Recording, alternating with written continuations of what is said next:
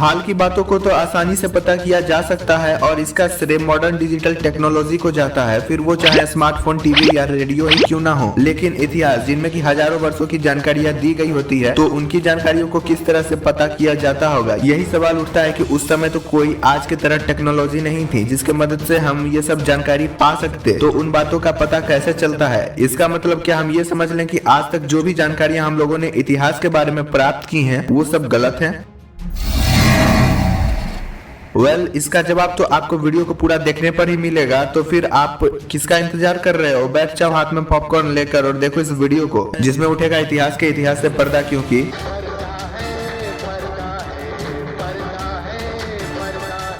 पहले आप लोग ये समझ लो कि हम आखिर इतिहास में क्या जानते हैं। तो आपको बता दें कि हम लोग इतिहास में अतीत की जानकारियों को जानते हैं कि उस समय क्या और कैसे होता था, क्योंकि हम सभी इंसानों की शुरुआत से ही फितरत होती है किसी के बारे में जानने की। जैसा कि आपको पता होगा कि विनोद कौन है, और यही सब कुछ जानने की आदत ने जन्म दिया इतिहास को। जैसे हम लोग पुरानी मंदिरों को अगर देखते हैं तो उसके बारे में जानने की इच्छा होती है कि आखिर इसे किसने बनाया, कैसे बना। लेकिन अब तक भी इस सवाल का जवाब नहीं मिला, आखिर इतिहास की जानकारियों के बारे में लोगों को पता कैसे चला और क्या वो सही भी हैं। तो अब आप ये बात समझ लो कि इतिहास की जानकारियों को यूं ही अपने मन से नहीं ले लिया जाता है। उसके लिए मुख्यतः पांडुलिपि, शिलालेख, पुरानी वस्तुओं और धार्मिक पुस्तकों जैसी चीजों का सहारा लिया जाता है और फिर इन सब की मदद से इतिहास को बनाया जाता है। अब आप पूछोगे कि ये पांडुलिपि क्या होती है। अगर आप पांडुलिपि का अंग्रेजी जानना चाहते हो तो उसे मैन्यूस्क्रिप्ट कहते हैं और ये हाथ से लिखे हुए दस्तावेज को कहते हैं। क्या आपको पता है कि हर हमेशा इतिहास की जानकारियां सही नहीं होती हैं, क्योंकि अगर इतिहासकार जिस प्रमाण को लेकर इतिहास के बारे में बात कर रहे हैं और वही प्रमाण झूठी हो तो,